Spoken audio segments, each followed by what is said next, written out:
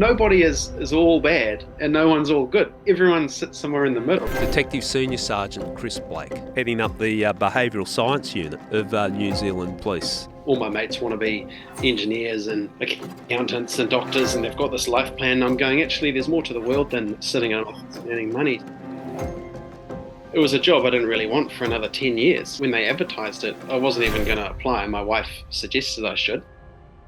It's come a long way since the 1980s in the days of Mindhunter, that now they can absolutely go, this is your type of guy, and this is how to go about looking for him.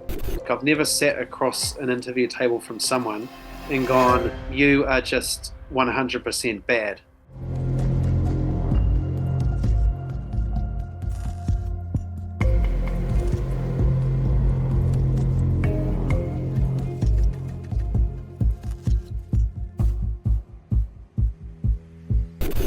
I've always found trying to understand the mind of a criminal a useful tool in solving crimes. Getting into the mind of a criminal can also prevent crimes before they occur. It's a fascinating part of being a detective. That's why I'm excited about talking to today's guest, Detective Senior Sergeant Chris Blake. Chris is a serving member of the New Zealand Police Force and is the manager of the Behavioural Science Unit, a unit that was modelled on a similar unit established by the FBI. Chris's role is to ensure his team of psychologists and analysts provide support to investigators to solve and prevent serious crimes. Today we talked about the history of the unit, Chris's own policing career, some interesting cases, and how the skills his unit provide assist investigators. This is real-life Mindhunter stuff. You're going to enjoy it. Chris Blake, welcome to I Catch Killers. Oh, thanks, Gary. It's a pleasure to be here. Well, I know how hard it can be for a serving police officer to get permission and approval to come or do anything in the media or come on a podcast like this. So I appreciate you making the effort. No worries at all. Hopefully we can do it justice within those parameters. Well, I think it's good for people to hear from serving police officers, the public, because people's perception of what police are all about, and it's a very sort of black and white world. Are they the cops are the cops, and it's good to put a human face to what we actually do. Yeah, absolutely. How's things in New Zealand police force? Because over here across the country, like I'm from New South Wales, and we have the state police and the federal police, but we're really struggling to get people to join the police at the moment. Are you experiencing the same thing over in New Zealand? Not that I can gather. I think almost the opposite. They seem to be pumping the wings through the college. So I'm not sure what's behind that. I think there's a lot of people hunting for jobs, and it's a secure job for life if you want it. So it's actually quite attractive at the moment for a lot of people, I think. Well, I think in today's day and age, having a secure job is a very good thing. Yeah, absolutely. I'm not qualified to do anything else, so I can't afford to lose my job. So I think a lot of people that do leave, I find that they do come back eventually. I found that over the years with people I knew that just hit the wall and I'm out of here. I hate this job. There's an easier life. There's a better life out there.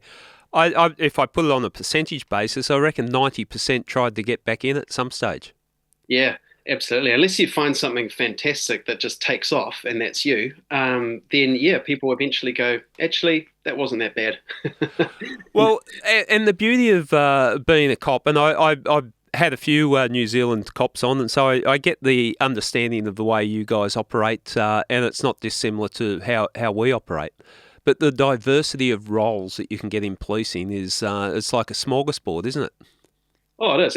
You could probably think of any job you could do outside, and most of them, in some way, shape, or form, you can probably find inside the police. If you want to be a commercial diver, well, there's a dive squad. You want to fly helicopters, well, you could get a job on the police helicopter. And everything in between. So it's pretty incredible. No, well, I'm always like to speak to people that like their job when they're police officers.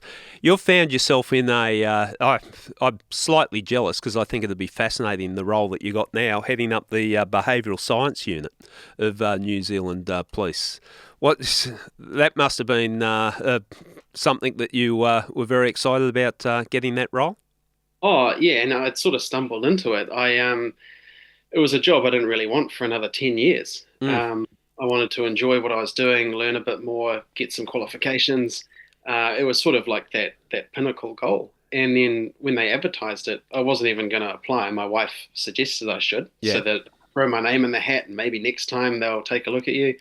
And then I got it. So I found myself going, this is insane. How do I do this job? And totally reliant on the staff, the experts there to show me the ropes. Because you were a detective before then, but I always liked, and I worked very closely with a psychologist in my time in homicide, Dr. Sarah Ewell, and I found it fascinating getting a different perspective on the way to approach investigations.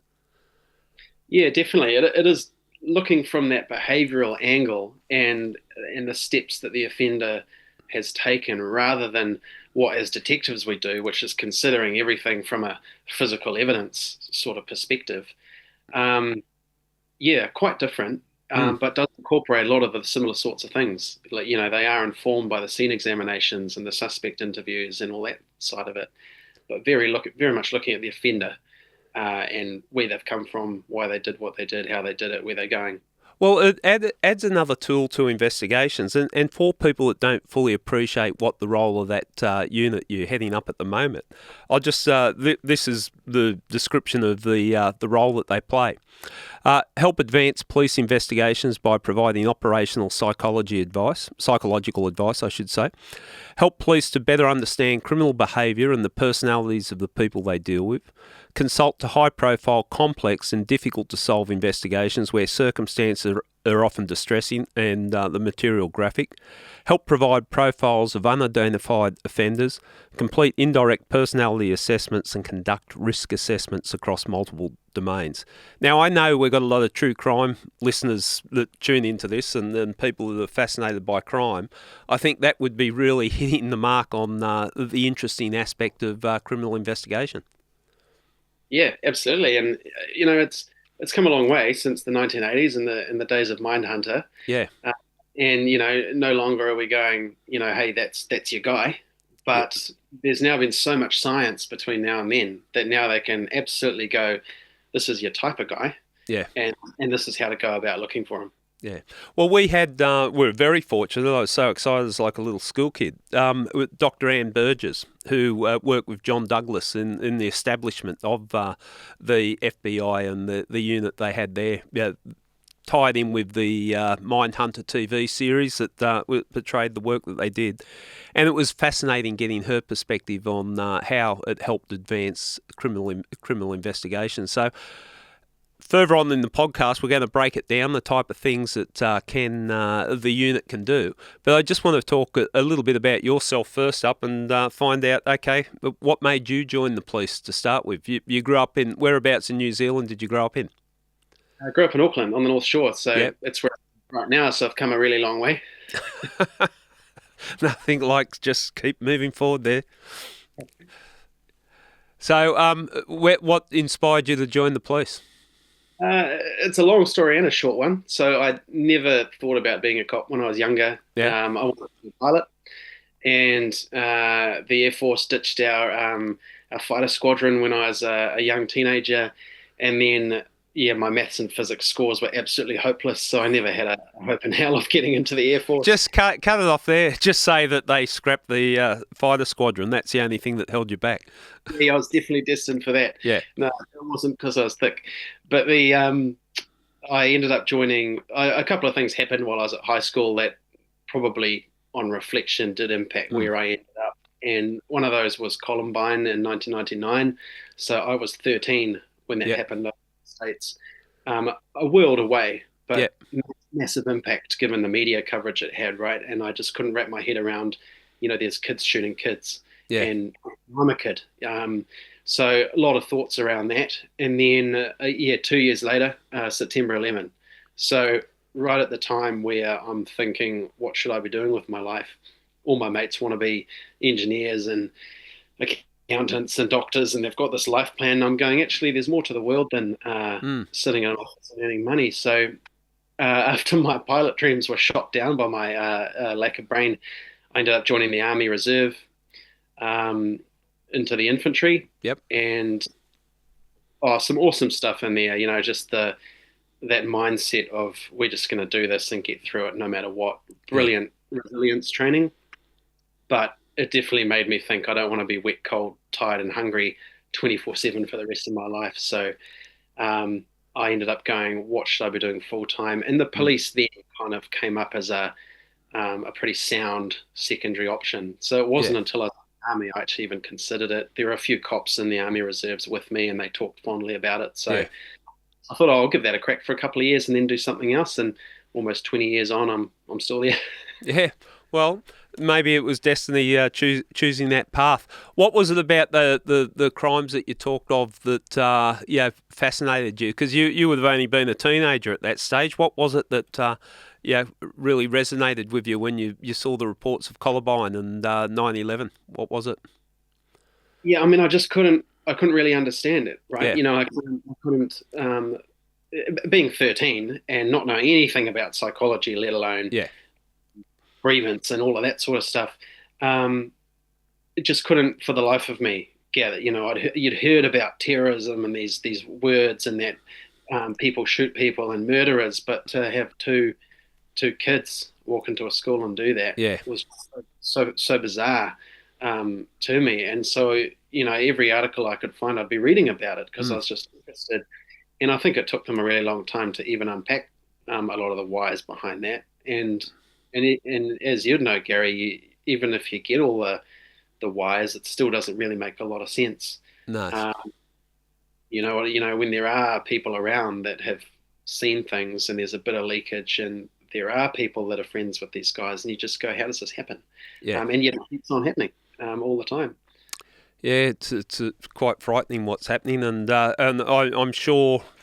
We had Nathan Brooks on, Dr. Nathan Brooks, who works in your unit, and talking about crime, and even Anne Burgess talking about where the future of crime could be, and these lone actors are definitely a concern, and it feels volatile. I think all communities are feeling a little bit vulnerable for various reasons, but the ideologies that seem to be getting more extreme and the way that people react. Just wind it back a little bit to the Army Reserves. You said, it was good in that you got to, address problems. Okay, we're going to overcome this and that. I honestly think that the military are perceived as sort of concrete thinkers in just the perception of the military, that they don't open their minds up to other alternatives. My experience of it, my observations of it, it's so far from the truth. It's not funny. Yeah, absolutely. I'd agree with that. I think the tactics involved, they're Mm. pretty concrete because they have to be. Everyone's got to know what they're doing. If you're shot at and you're going to react to that, everyone needs to know what they're supposed to do. But in terms of innovating and overcoming and adapting, Yeah. that's a massive component to it, right? And that's probably the unseen stuff that people don't really consider. They just see the tactics or that concrete side of it, and that colours the whole idea of it. Yeah, it's an interesting view. I even saw it in policing because I spent some time in tactical policing and also criminal investigations. And the criminal investigators were always paying out on the tactical dudes that they're just the knuckle draggers and all that. But I can honestly say when I've worked with them, sometimes you're sitting in the back of a van, or sometimes you're debriefing or waiting for the briefing. And you'd have some quite intellectual conversations. And I think it would surprise people because they just see the blokes running around in the black overalls and, a helmet on their head and carrying big guns. And they think, okay, these guys are just one-dimensional. But it's so far from the truth. Oh, absolutely. And like over here, our special tactics group are our full-time tactical team. But for years, it's slightly changed now. We've got this new tactical response model where you can be a full-time operator, but not an STG. Yeah, But for so long, we had the Armed Defenders Squad, and yeah, that was just a squad of part-timers. So you had your day job. So they'd be working with you in the CIB one day, yeah, and then you'd be at a job with them, and they're in their black gear. And yeah, you're so right. Like some of the questions in serious crime briefings are coming from those AOS guys sitting there, Yeah. And you go, man, I didn't even consider that, and I'm supposed to be running this show. Yeah. You go, why'd you ask me that? I hadn't even thought about that. So yeah, absolutely. What a diverse group of guys and girls. Yeah.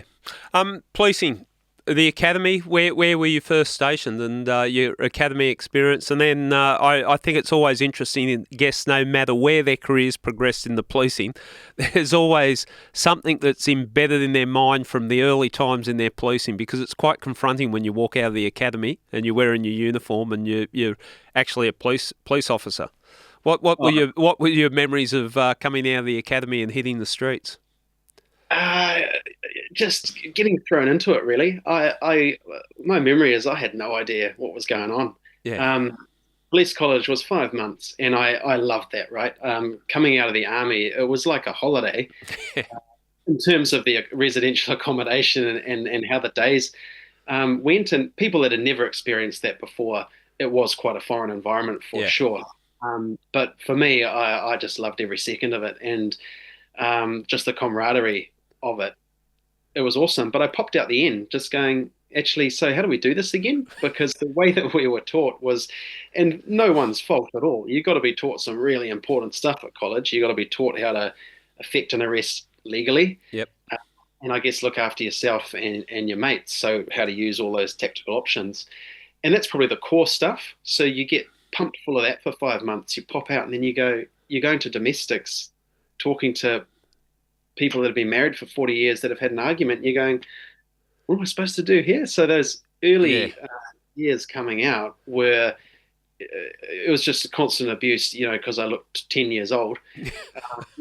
For what? Oh, is this bring your kid to work day? Just constantly. You on the Oh, school that guy. holidays. Yeah. Yeah, exactly. Yeah.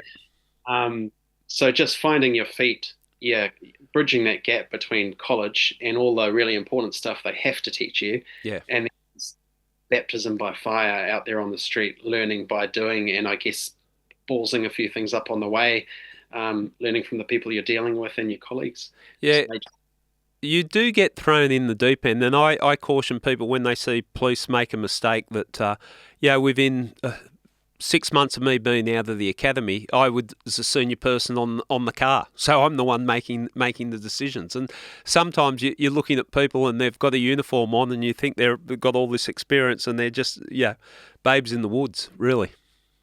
oh yeah, and I've got so much respect now. Like people hang around for a while and then you move. You might join the CIB or a tactical Mm. group or any other career. But I look back now and I look at how it's even changed in the 19 years since I came out of college.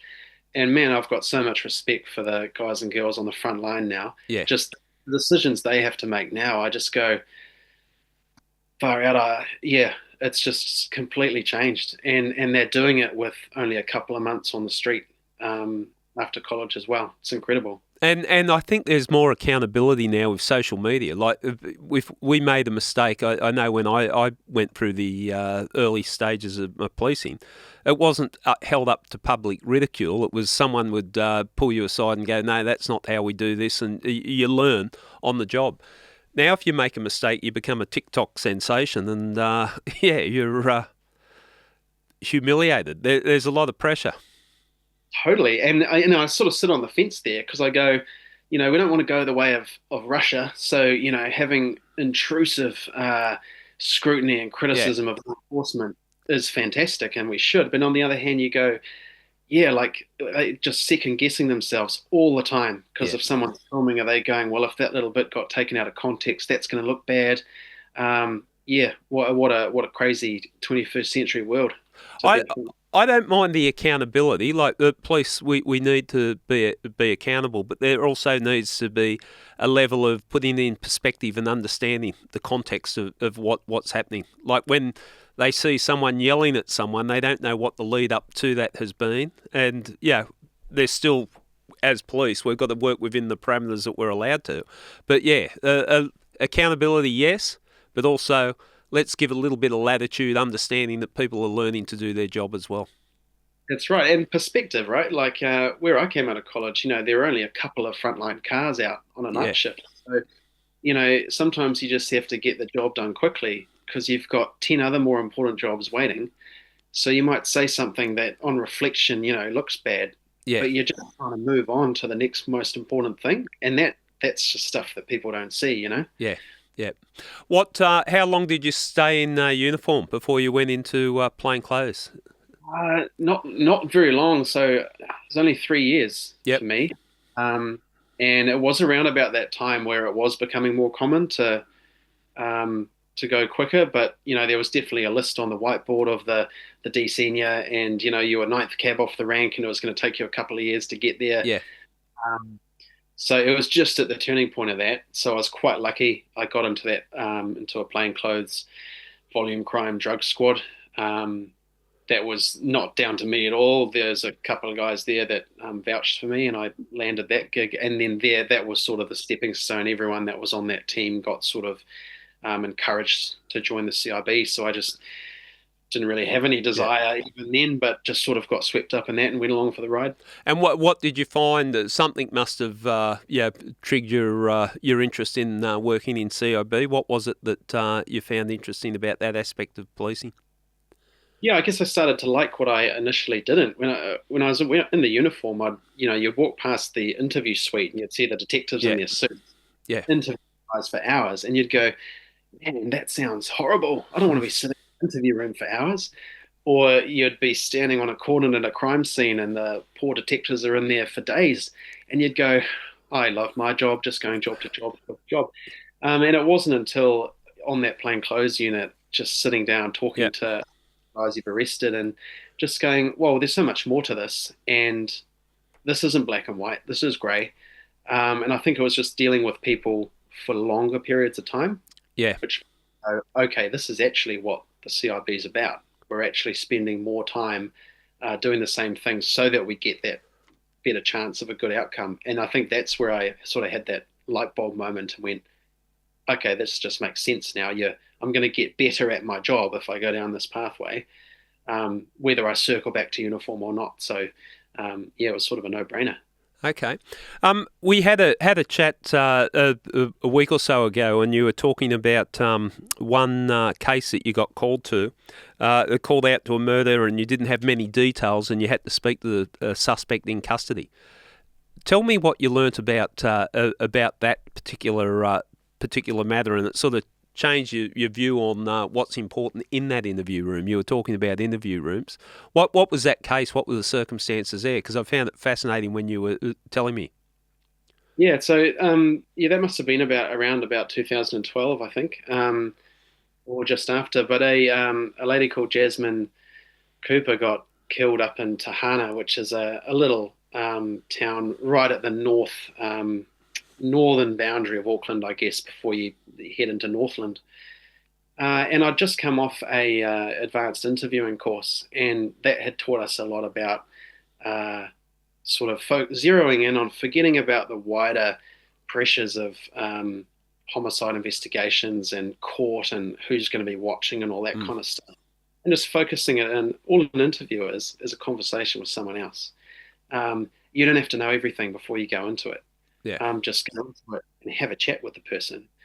And that was another light bulb moment for me. And I think even to this day, by and large, policing hasn't caught up with that.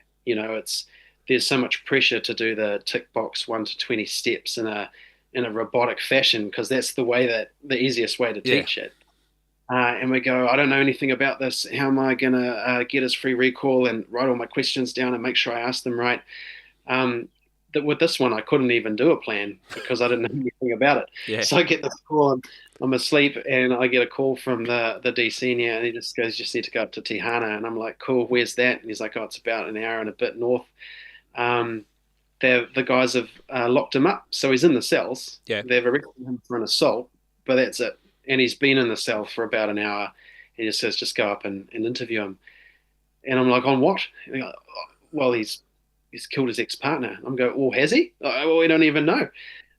So we race up there, thinking it over, and get up there, and there's nothing to go on.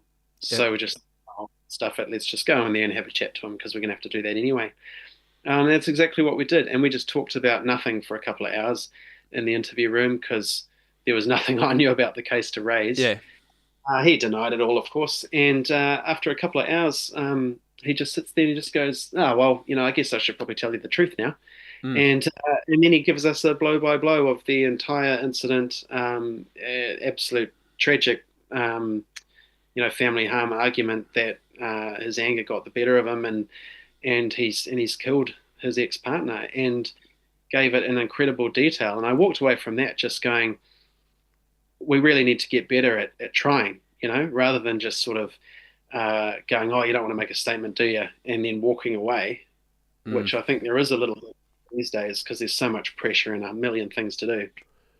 Is just actually going, I can just sit with this person and just chat, Yeah. and let's see where it goes. And if they're going to sit in the room with me and chat, hey, happy days. Who knows whether that's going to lead to getting any kind of truth out of them, but we'll give it a go. And you just never know where that's going to lead. So that taught me that is don't be too quick just to shoot yourself in the foot and say, I don't really have much to say here. Let's go. I think a couple of points that you made there, just the fact that you're prepared to sit down and chat with someone and get that rapport happening, get them to feel comfortable, because no one feels comfortable if you just, especially you're in an interview room. Sit down, just have a conversation. You can talk on the peripheral stuff and all that. Let them feel comfortable, and you start to get that relationship that develops. Relationship, people get shocked by, oh, what do you mean relationship? I think if you're in a room with someone long enough, a relationship of what context of a relationship, who knows, who cares, but a relationship, a connection occurs. I saw a lot of cops, as you identified there, say, oh, they're not going to talk, not going to try. And I would see people that I looked up to, mentors of mine in the way that they operated in the interview room, and I'd like to think I did it myself throughout my career, or the latter part of my career, where I'd go into the interview room and walk out and go, yeah, they've confessed. And people think, what's gone on in the interview room? They look like you've done something wrong. And invariably it's sitting down talking. And I also say to people this, I think there's a lot of confessions come on this basis. Think of the worst thing you've ever done and holding that just on your own. You want to tell someone, you want to get it off your chest. Quite often I found that people made confessions in the interview room because they wanted to unburden themselves with what they were trying to hide. So, yeah, it's amazing what can come out of the interview room if you're prepared to sit there. Absolutely. And, there's so much focus on, and rightly so, there's hyper focus on all the safeguards these days, right? And that's because police have screwed it up for so many years and interviewed illegally, oppressively, unfairly, that now we have a wealth of guidance on how to do it right. Yeah. And unfortunately, there's so much of that, and that all has to be taught, that they don't actually teach how to actually have the conversation like a normal person. So everyone's so focused on robotically doing the rights and the room setup, and I'm going through this list, and I've got my interview plan, and this is going to trial, and holy hell, people are going to watch me, and I need to make sure that the offender's bad because cops are good, and there's black and white, and that's what the jury's going to think, and all of that stuff just colors the whole interview. Yeah. And it's just like, you can do all that stuff and still just actually have a normal conversation without judgment, and then the conversation starts flowing. And that's what needs to change in the training side of things. Is just be yourself, be normal, and there's no tricks involved in it. It's human nature. It's allow human nature. Some of the preambles we had to read on before the recording, and it evolved over the years because when recording came in, the electronic recording of interviews. But sometimes you'd sit there and you'd read out a page verbatim, and you see the person sitting there going, what's going on? And it was hard to explain even what you were reading out. There were so many, do you agree with this and this? And it was crazy. But yes, I think, and I'd like to put everything in front of the jury. When it's said and done, put it all in front, not this sanitised version of, okay, this is what's said, and I'm now going to caution you. Yeah, we get that. You've got to put a caution in, and you've got to protect people's rights. But let people see what actually goes on and then form their own views from whether it was oppressive, like in New South Wales, no threat, promise or inducement. I understand that. But sitting talking to someone can't really fit into the threat, promise, or inducement. You're just having a conversation with a person. The other point that you made, that the way interviewing is, people are taught to interview, like the list of questions, a series of questions. Mistakes I've seen made when I'm observing someone doing, and I probably did it myself. You'll have your 20 questions that you want to get out. I'm sitting here asking you, and I've asked that question, but you've probably given an ambiguous answer that means nothing when it comes to court anyway. You've got to actually listen to what the person is saying and then expand on it if you need to expand on it or clarify. So Yeah, that's right. And being comfortable, like going around in circles and coming back to things, like that piece model of interviewing is fantastic, yeah, right? Like, what a great guide. And you get the free recall first, then you ask some questions you want to ask, and then it gets a bit more adversarial towards the end. But you can get caught up in the questions you want to ask, and you go, well, I've got that one out. Let's move on to the next. yeah, And if the person you're interviewing introduces something from left field, you go, that doesn't compete with my plan. No, shut up. Enough about that. I want to do my thing. And actually, you're just killing the conversation. And people just need to be comfortable going, yeah, I'm going to go wherever you take me. If you want to talk about that, 100%, let's talk about that. yeah. Well, this doesn't matter. I can come back to that later. I joined the police knowing it's going to be like this, so I shouldn't knock off, 5 minutes ago. Yeah. And I was given some good advice very early in that you come into the interview room, you control the pace of the interview room, because you see some interviews go off track and it's like the cops are losing their way and this is not going to plan. You see it falling apart. You can stop the interview. I'm just going to take a break now. Step outside and have a rethink about what the strategies are that you're going to approach. But from my point of view, that was one of the most interesting parts of policing. I love the interview room. The pressure was on, but I did love the interview room because quite often you'd be on a lengthy investigation and it was all coming to the crunch in the next 6 or so hours that you're going to spend in the interview room speaking to the person. So, fascinating area of policing. Yeah, 100%. Something I still really enjoy. It's just being able to sit in that room with someone and just go, whatever reasons that we're here talking, that single reason doesn't color your whole life, Yeah. And I'm happy to sit in that room and get to know somebody and all of the good parts of their life as well as the reason we're here, and not have fear that I'm going to be judged harshly by the public for looking like I'm having a nice conversation with a murderer, right? Yeah. We shouldn't have to feel that pressure there. We're still doing our job, but we don't be a complete dick to the person we're sitting across the table from. Well, I've got you've got a head. Well, I'll save it, but I've got a quote that I pulled out of some of the material I've got on what you've said about the way that you look at policing and the way it should be approached. It'll touch on what you're talking about there, because it might be considered a fairly liberal view of a police officer to say, I'm not going to judge the person, and but you're doing your job, and I think you get better results. But we'll explore that a little bit further in the podcast. Criminal informants. Did you get to work with a lot of criminal informants in your COB days? Yeah, definitely, and it's part of the business for the CID, right? And most of the time, it just falls naturally out of doing your job, and it's that having that normal conversation, like we were just talking about. So if you go to every search warrant and every person you arrest and you're a complete dick, they're not going to want to talk to you again. Yeah. But if you're just normal and you do your job, but you're fair and you're reasonable, and then you find when you run into those people again, which you often do. Yeah, invariably. Yeah, that's right. You feel like you know them, and they feel like they know you a bit as well. So then the conversation starts, and that's just kind of like part two of what you kicked off earlier. And so naturally, a lot of those interactions would develop into informant relationships. And that's the way it's been for decades. Usually, that's how it works in the CIB. Had any interesting informants? If you've dealt with informants, you would have had some interesting ones that turn your life upside down, because it's sort of.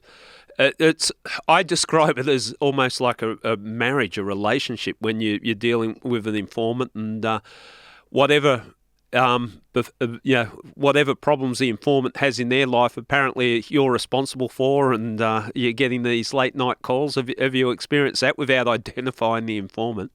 Oh yeah, of course, right. And it's partly because you're rooting for these people, Yeah, and you feel really. Uh, I always used to feel really humble yeah, taking those calls because I'd go, man, I've got a simple existence and I don't have much to complain about really. And you're talking to these people who their lives are so complicated, and yeah, I couldn't even function if I was living your life. And so you're yeah, fully invested in it and trying to do right by them. And as a result, yeah, you're taking those calls late at night, um, and listening to their whole life, isn't it? Like yeah, that's what it is. It's you're in it with them their whole life. You're not just there to listen to what they have to say about whatever it is you might be interested in. You're invested, and so when they're sick, you're listening to it and you're trying to talk them through it. If they're fighting with their partner, you're trying to talk them through it. And yeah, it's full on. Okay, well, I get you understand it, because quite often a lot of my investigations involved informants, and the defence quite rightly, when the matter goes to court, attacks the relationship with the informant. And, did you offer a discount on their sentence? Did you offer them money? Did you do this? Did you do that? Or what they didn't understand, and what defence never got through. No, I just treated the person with respect, because they were confused as to why is this person, doing what they're doing, most occasions in the serious situations, putting their lives at risk. Why? Well, you haven't actually asked me. If you asked me a general question, I'd say because they respect what I've done, and I've given them respect, and quite often they haven't had respect their whole life. So, It's absolutely right. And nobody is all bad and no one's all good. Everyone sits somewhere in the middle. So yeah, just because you might cook meth, yeah, once a week, that's not you 24/7. And there's a whole lot of crime that you don't agree with. yeah, Um, and that's the nuance that I think is missed when people look objectively and they just go, it's black, white. You're either police or you're not. If you've committed a crime, you're a criminal and that's the box you're in. Why would you talk to anyone in the police, and they can't wrap their heads around it? But actually, we're all just people, and some of us get along. yeah. And I think the defence in there hard line of thinking, what are you offering this person, and just treating him with respect. One that I had that probably, and I say this jokingly, it didn't go too far. It was all documented, the relationship. But I got a phone call, I think it was on the weekend. I don't know about informants, but they always manage to reach out at the most inappropriate time. So it's whenever you're just about to do this or just about to do that, and then you got to put your life on hold. But I got a call from a hospital, and this informant had been admitted to hospital, and asked, Gary Jubelin, yep, and that mentioned the name of the person. He's in hospital. I said, okay, why are you phoning me? We got you down. He's got you down as the next of kin. And I gone, okay. What's up with him in hospital? He had a bag of heroin that he'd ingested that had burst or whatever.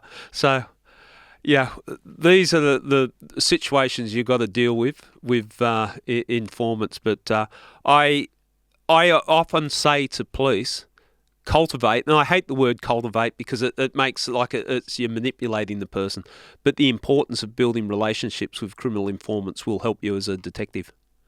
Absolutely. And you see that other side of it then, right? You Yeah, actually, unlike the suspect interview, yeah, you see the other side in their lives, and some of the things that are going on in their life start to actually make sense.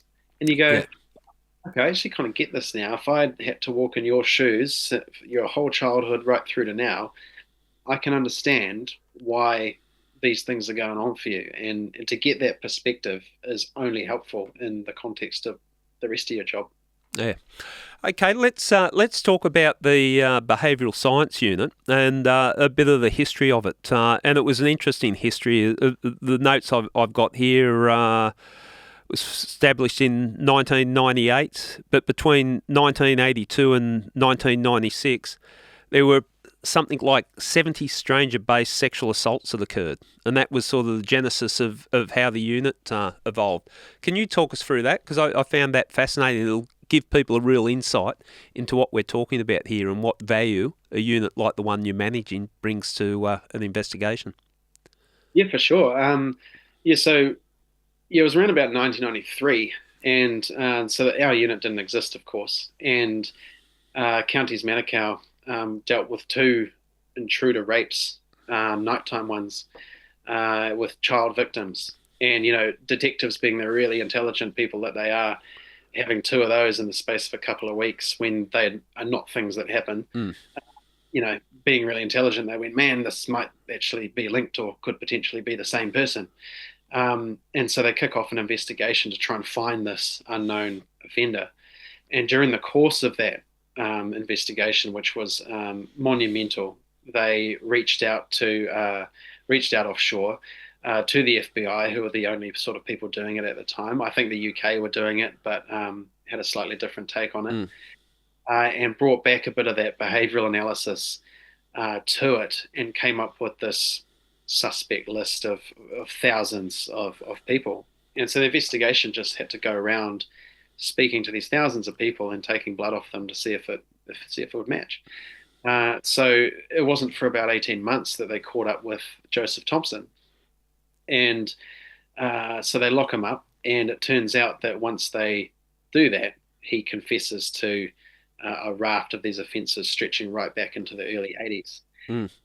So he was operating undetected for that length of time. Not undetected in that the crimes weren't reported, but they were dealt with individually. That, Yeah. okay, this rape has happened, can't find any offenders here, and it gets filed. And then 3 months later, that happens again, and nobody had linked them all together because everyone's busy, right? So when Joseph Thompson was arrested, how many charges are we talking about here? Well, from memory, I mean, in terms of the intruder rapes that he was carrying out, I think it was 40 plus, somewhere in that regard. But there was a wealth of other offending that he was responsible for, unlawfully on property, Yeah. burglaries where they maybe couldn't get towards that sexual um, evidence threshold. So it would have been in the hundreds that he was actually ended up convicted of. Yeah. And was he the first New Zealand serial rapist? Had you experienced that type of thing before on that magnitude? Yeah, I mean, certainly to that degree, right? I'm sure there must have been in the distant past other serial offenders, but he was the one where, you're talking, 40 plus, like that's a massive amount, and over nearly 20-year period. Yeah. He was definitely the biggest first that New Zealand had ever encountered. Yeah. It's a horrific crime spree, isn't it? Yeah, absolutely tragic. Anything come out about what motivated him? You aware of any of the backstory to? To him, not so much. So he admitted, he freely admitted a lot Yeah. as soon as he was arrested, right? So he was one of those guys who said, "Look, this is who I am. I know I've got this problem. This is what I've done. I know that what I do is wrong, but I just can't help it." Yeah. Um, so the sexual fantasy element for him was massive, and he just couldn't overcome those thoughts and just keep them inside. He That's had what to, drove him. yeah, that's what drove me to act on them. So he knew that there was something wrong in terms of his thoughts and what he was doing, but he just couldn't Yeah. stop him doing it. But in terms of his background, he had a bit of a tragic upbringing, but it was nothing. It was nothing startling. Yeah. He was. It's not the cliche where you think a sexual offender must have been sexually abused, but there's always something in their Yeah. past. Yeah. There's always some sort of trauma or something tragic, but it's not always sexual. So we had Joseph Thompson, and then uh, despite saying off the back of that, well, we're not going to have that again. We'll make sure that doesn't happen. Then it started happening again, and there was another serial. Serial rapist. Yeah. Yeah, yeah, yeah. And so when Joseph Thompson's in prison, suddenly there's other offences happening, and they were happening in counties Manukau, which is South Auckland, and in Auckland City, and both of those are different policing areas, and they started off their own separate investigations looking for this person. Yeah. Uh, the original boss of the unit I'm in, Chuck Henwood, he had worked on the Joseph Thompson case, so he got seconded to the Auckland City second thing, and goes, "Man, your files over here in the city are really similar to these ones we're dealing with in South Auckland again." Yep. Realized that they were looking for the same guy again, so they merge these investigations. Very similar process. Eventually, they pick up Malcolm Rewa. And I remember these names because I was a kid at the time and they were on the news. And Yeah. I'd hear Malcolm Reed with Joseph Thompson. I didn't really understand what was going on. But those two cases were the genesis of the unit. So after that, the organization went, we can't have this. We can't have serial rapists and their crimes not being linked together over Mm. decades because we need to be able to stop this. Districts don't talk to each other, probably similar to Aussie. The different state police forces don't talk to each other. If you get a rape case, you're not just going to randomly reach out to the other end of the country to go, hey, do you have anything similar? Um, that might be number Yeah. 300, so 200 things to do. So they set up the unit to track every stranger-based sexual offence across the country to have a one-stop shop for it so that if a new thing cropped up and it looked similar to one that was unsolved, we could link them together. So that was the early genesis of it, and it's evolved massively since then with psychology and all the rest of it. So with that at the time when they reached out to the FBI, was it a case of just staying in contact with the FBI and getting them to have a look at it? That okay, we're getting all these rapes. Do we think they're linked? And the FBI would, give you a way of linking the crimes, the methodology of the way the offender gained entry into the place, I suppose, or different things, or the nature of the way that the offender treated the victim. Is that the type of thing that brought them all together? Yeah, definitely. So the FBI would have said, or they did, say exactly what's happened here, like how have they got in, what have they actually done, and based on that, they are able to go, this is the type of guy that you're looking for based on our experience over in North America. So they're able to whittle it down, not massively, Mm. but to sort of an age range. And this is the type of crime you might expect to see in this person's background. Yeah. Um, so if he's breaking into homes in the middle of the night and being able to do that, well, that doesn't just come out of nowhere. So Yeah. that's that learned experience. And how does that person learn? They must be familiar with burglary or some other similar type of offending. So that that all armed that suspect list that they then went through and took the bloods from. But they then needed to sort of New Zealandify it, I guess. Yeah. So they then said, we've got this knowledge now, and they started to create their own database of offenders and their histories and things. And our computer system at the time couldn't, search for that kind of stuff really well, and Yeah. still can't.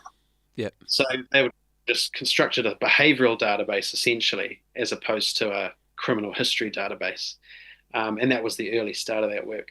And then we sort of went away from the FBI a little bit, as far as I'm aware, because that was before Yeah. the very different jurisdictions, right? And but the Canadians sort of overtook because we're far more in common legally and jurisdictional with the Canadians. So the RCMP now have really close relationship with. We go over to them for training, and we use their software system, which is that behavioural database we use today. Yeah. So now, our closest relationship overseas is definitely with the Canadians.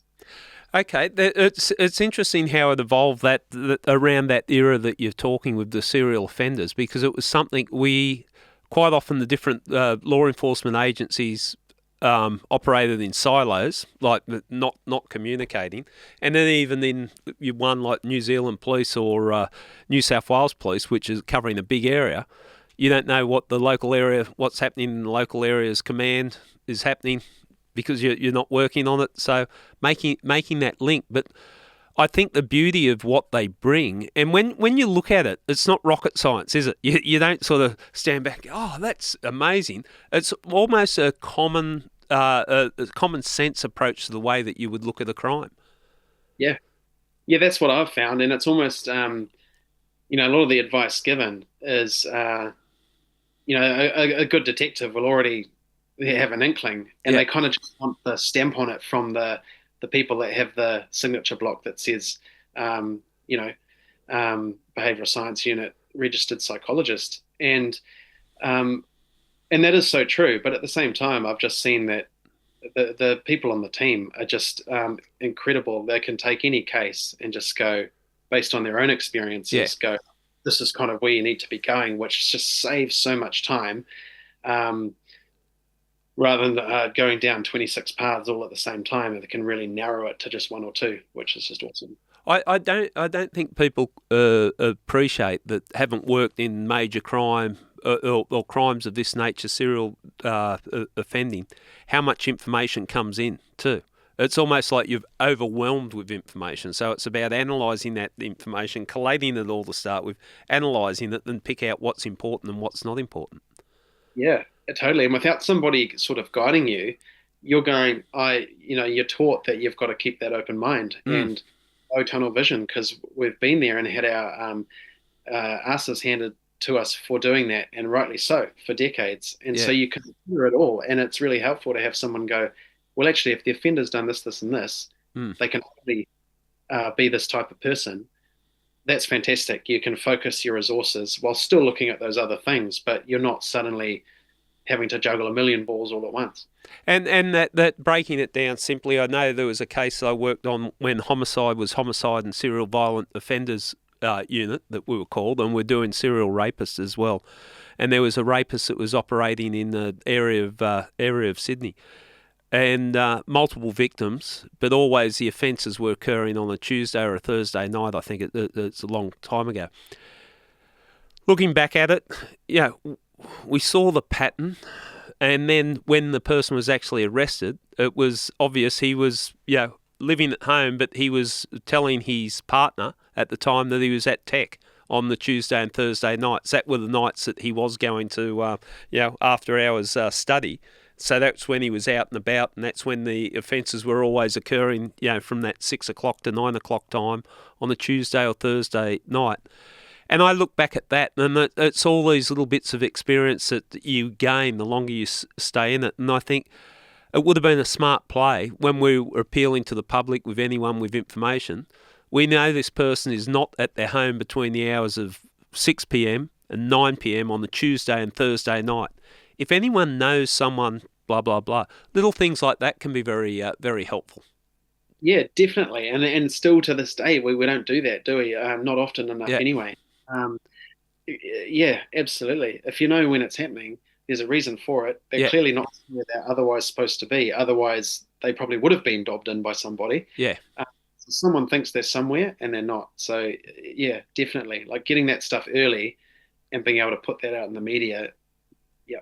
What's your thoughts on using the media in investigations? Because I know there's different schools of thought within policing. Sometimes, no, what do the media do? I thought during my career and post-career, they were always a good tool if they were used properly, the media, the information that you could put out.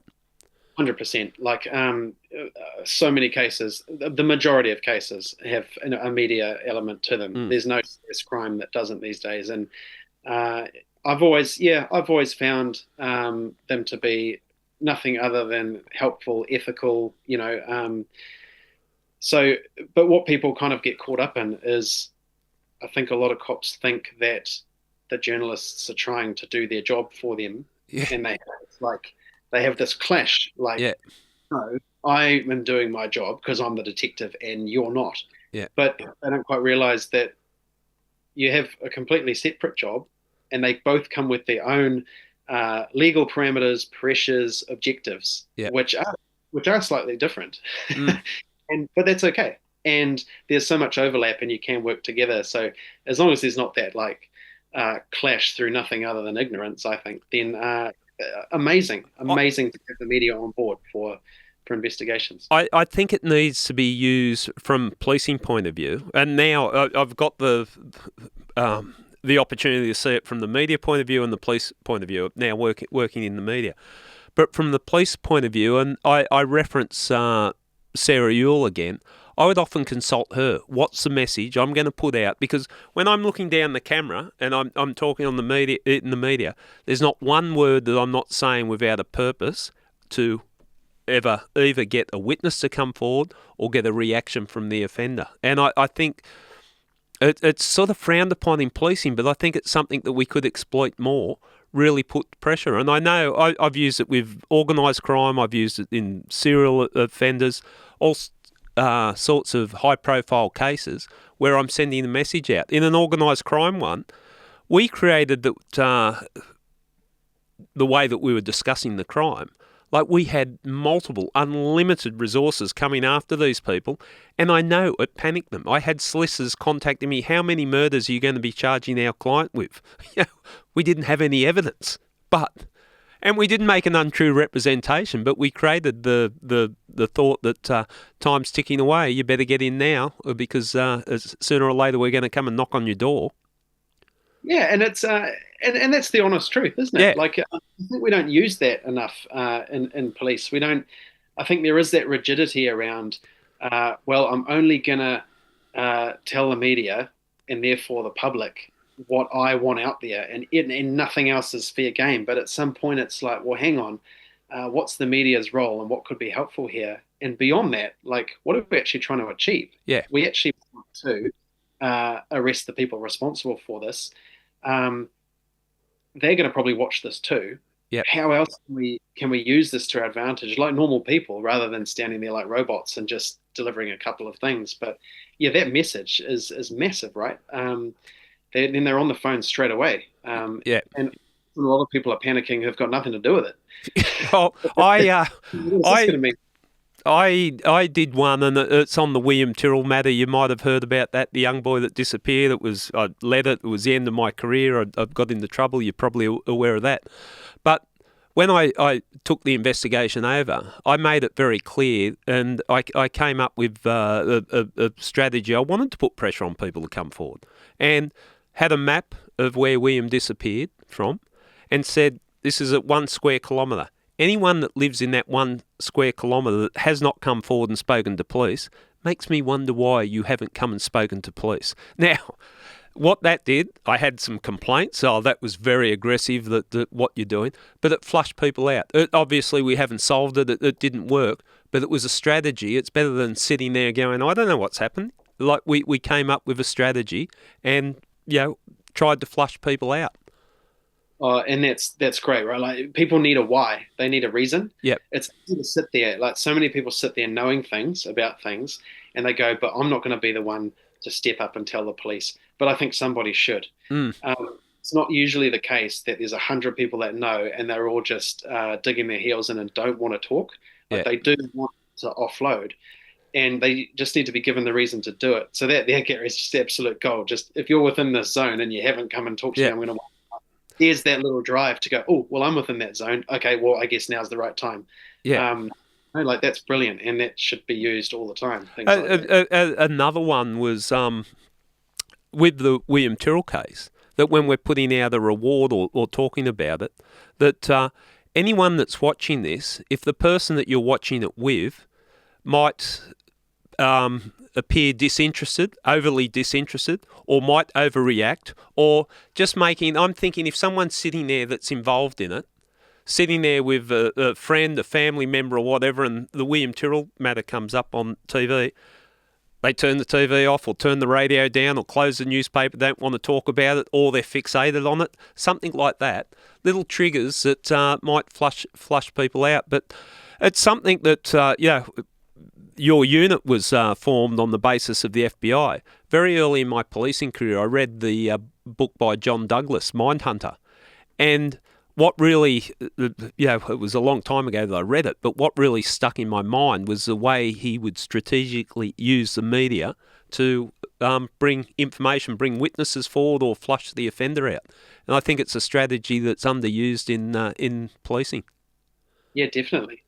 You want that reach, right? So why wouldn't you use every single avenue that you could? Yeah. Well, it's a tool. It's a tool. Let's just, I want to break down more of the work that the unit does, but just before we finish part one, what's the makeup of your unit? Just describe the Behavioural Science Unit. How many people have you got working on it, and how do people access the unit? Yeah, we're really small. So there's only 5 people on the team. There's 2 registered psychologists and then 3 behavioural analysts. And their work is separated into that. The analysts are doing that serial sexual offender behavioural capture work, and the psychologists are advising major crime investigations. And we're just a support unit, so we don't hold cases. We're not investigating ourselves, so we don't work on things proactively.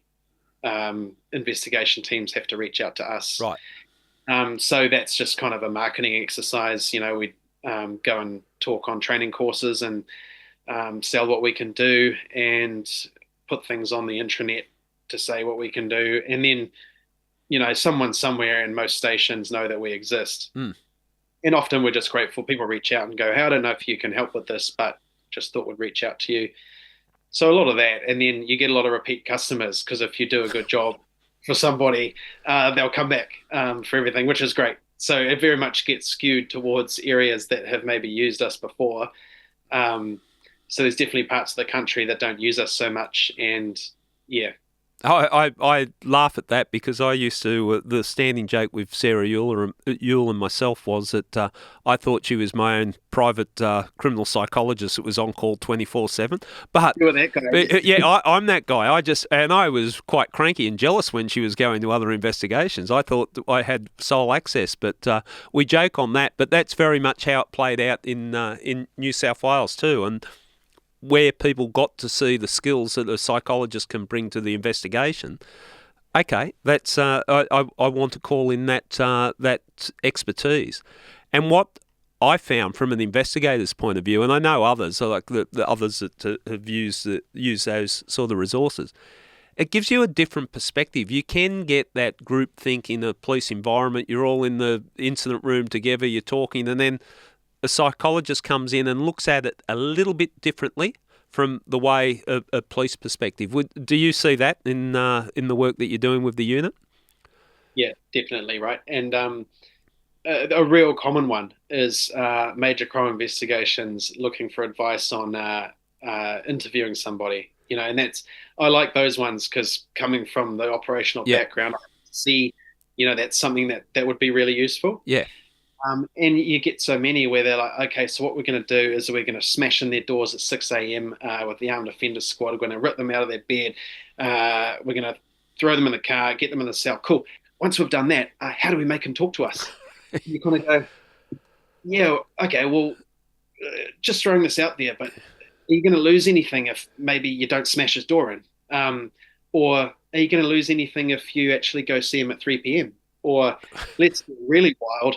What if you ring him and give him a heads up, and just throwing out these ideas. And sometimes they are undoable, right? There are some cases where you want the element of surprise so you don't lose evidence. Yeah. That's fine. But that is such a rigid way of thinking, that we have to do it to take them by surprise. And you kind of go, okay, but do you have all your evidence already? Yep. Are you expecting to find any more at this place? No, not really. Okay, well, hey, you've got so many great options now for not killing that conversation before it even starts. I'm laughing here, Chris, because I'm probably laughing at myself because I was probably those cops that, we're going to smash the door in 6 a.m. and make a big impact. But, yeah, that's exactly the type of thing I think that a unit like yours can bring to investigators, just that different perspective, because we might have been working on it for 3 months and we're so hard. We are going to catch these guys and we're going to hit them hard. And then, but why won't they talk to us? Oh, yeah. And we're thinking, I've done it too. Like earlier in your career, you go, I'm going to really show him. I'm going to really show him that what he's done is wrong because I'm going to go in at 6 a.m. And then, man, when he sits in that cell, he's really going to be stewing things over. And that different perspective is, no, he's not. He's been in the cell so many times. Yeah. There is nothing you can do that he hasn't seen before. In fact, the way he is probably the result of police treating them like that for so many years. So why don't we just do this a little bit different and, I don't know, treat them like an ordinary person because that's the way that we should be treating people. Yeah. And so do we need to do A, B, C, and D? Why don't we just do it this other way instead? Yep. Yeah, there's definitely, and that's a fascinating part about the strategies and the direction you take it. Let's have a break now. When we come back, we'll dissect more of what the unit does and try to give people an understanding of how it actually works. So if we have a break, and we'll come back for part 2.